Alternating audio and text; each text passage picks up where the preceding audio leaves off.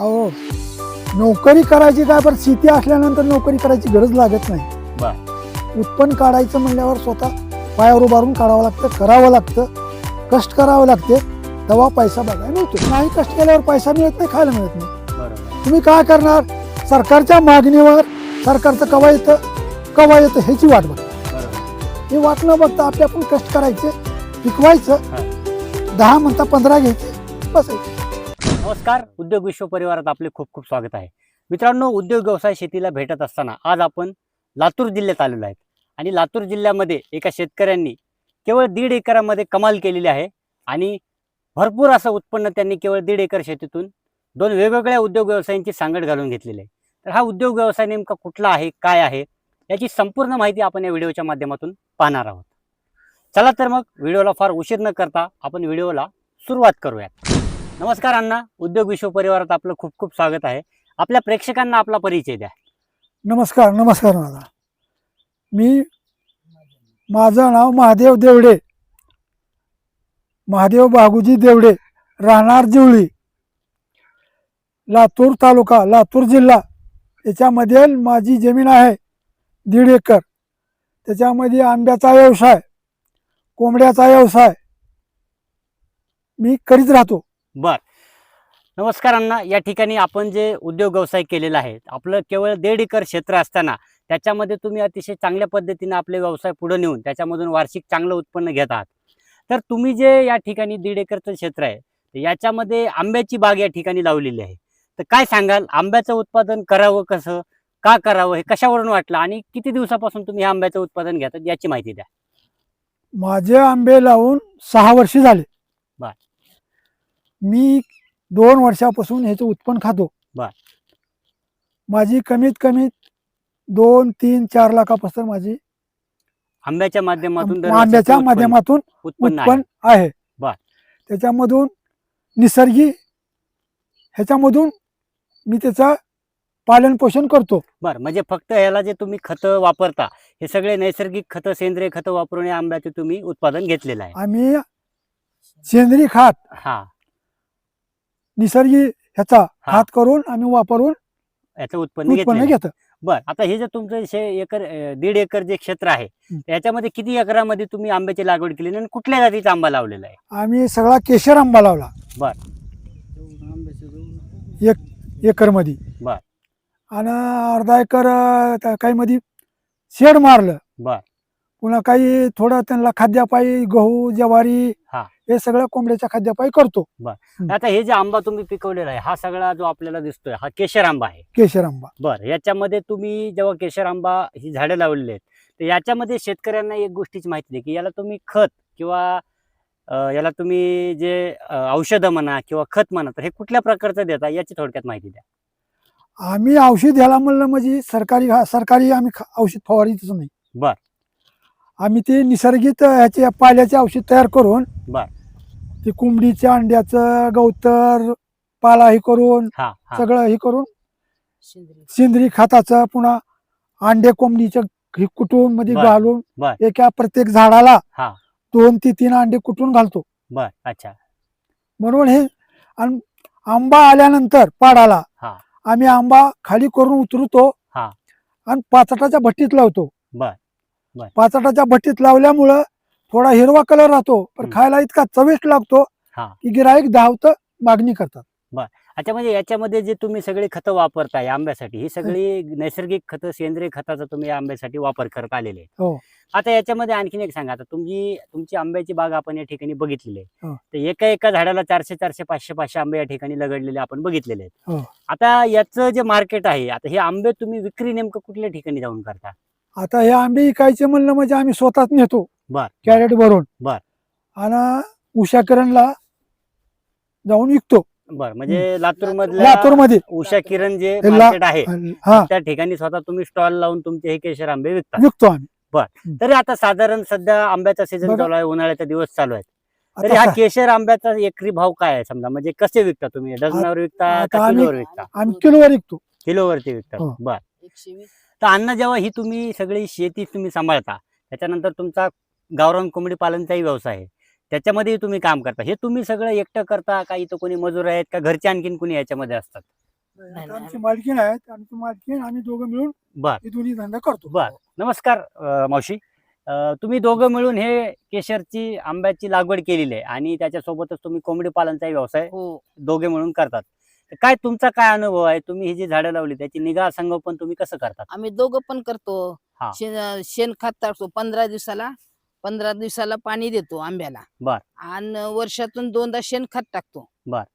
आणि कसलीही फवारणी केमिकलची नाही आमच्या आंब्याला. बर. कसलीच फवारणी नाही. अच्छा. आम्ही पाणी आणि शेणखत बर. सेंद्रिय खताची फवारणी करतो. बर. त्याच्यामुळे आमच्या आंब्याला खूप मागणी आहे मार्केटमध्ये. बर.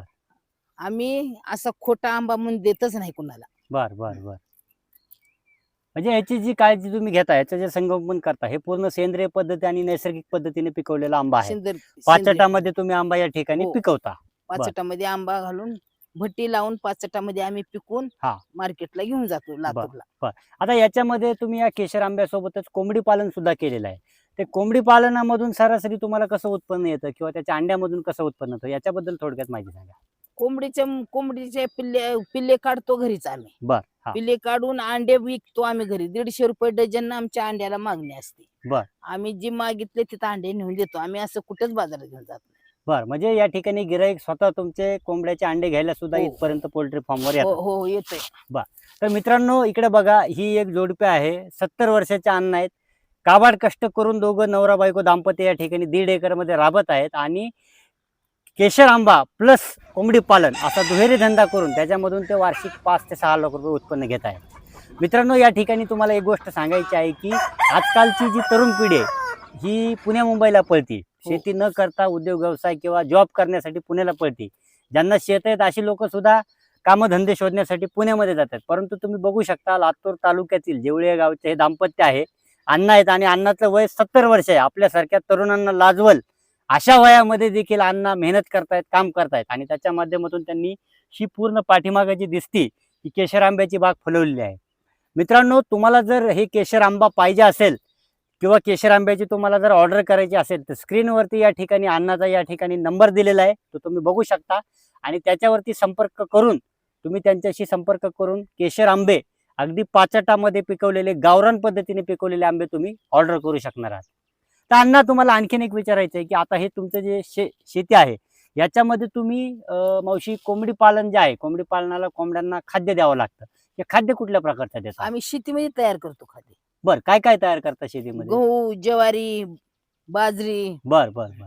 म्हणजे खाद्य. कोंबड्यांना सुद्धा तुम्ही तुमच्या शेतात पिकवलेलं नैसर्गिक खाद्यच खाऊ घालता. हो, आम्ही तसे अजिबात ह्याचा खाद्य देत नाही आम्ही कोंबड्याला. बर बर. आज साधारण तुमची एक कोंबडी किंवा कोंबडा किती वजनाचा बनतो बर 4-6 महिन्यामध्ये? आमचे 6 महिन्यामध्ये 2-3 किलोचा कोंबडा होतो. बर. 2 ते 3 किलो पर्यंत कोंबडा जातो. 2.5-3 आणि किलो. कसा नग विकता तुम्ही? कोंबडा कसा देता समजा? आम्ही वेगळा. 600-700 रुपयाशिवाय नग देत नाही. बर. म्हणजे 600-700 रुपये प्रति नग ह्या पद्धतीने तुम्ही कोंबड्यांची विक्री करता. हो हो. आता ही कोंबड्या जे तुम्ही तुमच्याकडे जे एवढ्या मोठ्या जवळपास 500 कोंबड्या पालन तुम्ही केलेलं आहे, 500 कोंबड्यांचं या ठिकाणी पालन केलेलं आहे.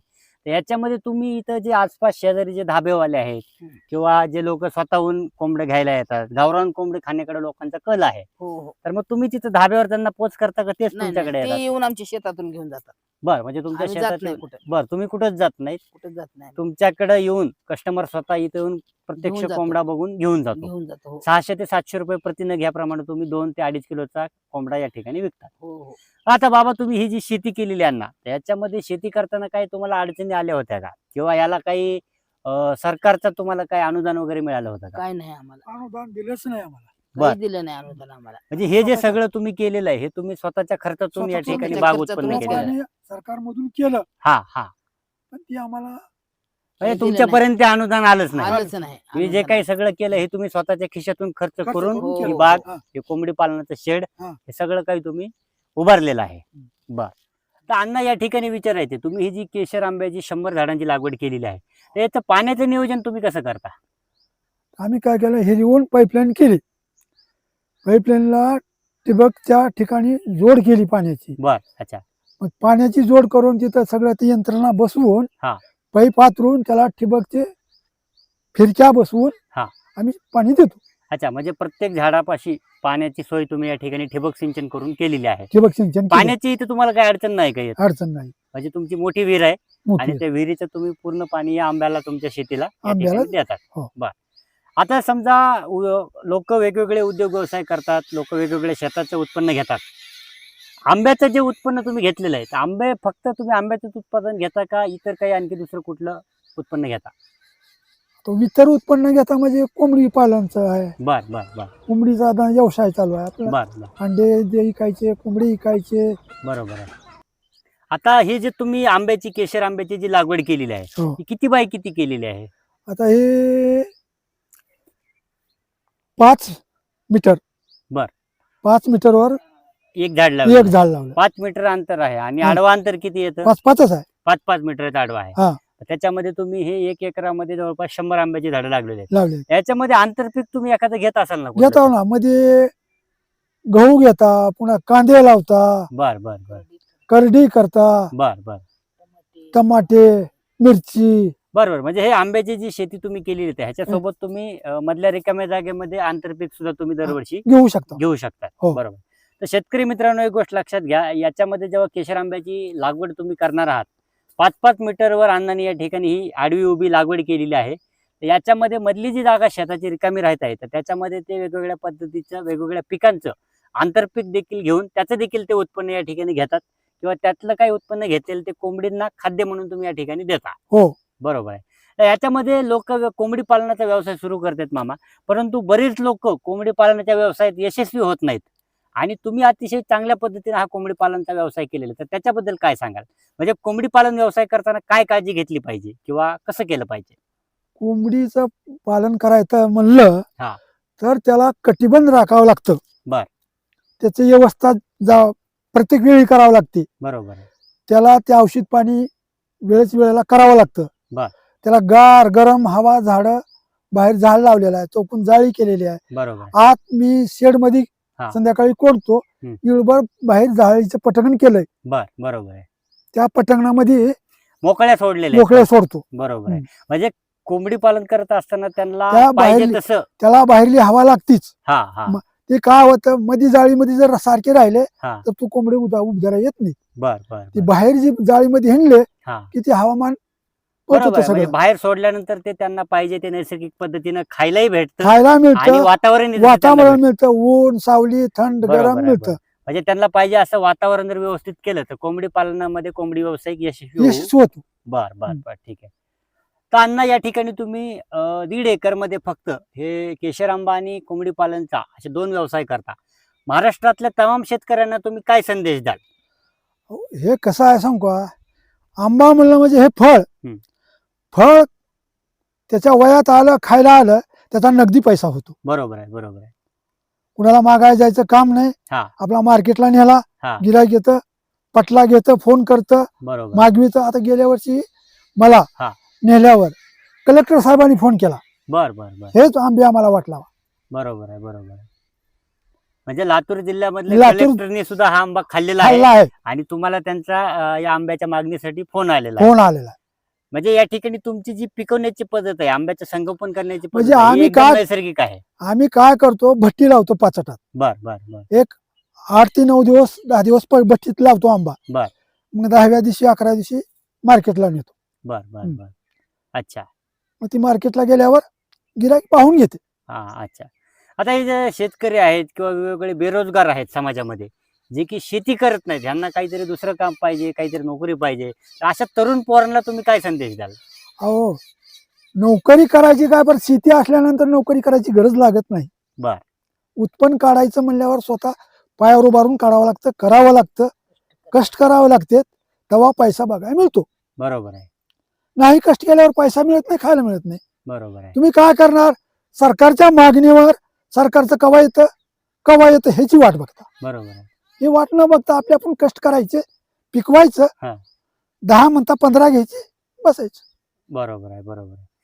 तर मंडळींनो, लक्ष द्या, या ठिकाणी 70 वर्षाचे अण्णा आपल्यासोबत होते. त्यांनी आज आपल्याला या केशर आंब्याच्या व्यवसायाविषयी आणि त्यांनी करत असलेल्या कोंबडी पालनाविषयी माहिती दिलेली आहे. हा व्हिडिओ, त्यांचं मत तुम्हाला कसं वाटलं हे कमेंट करून आम्हाला नक्की कळवा. तुमचे काही प्रश्न असतील तर तेही तुम्ही आम्हाला कमेंटद्वारे विचारू शकता. त्याच्या प्रश्नांची उत्तर तुम्हाला उद्योग विश्वच्या माध्यमातून दिली जातील.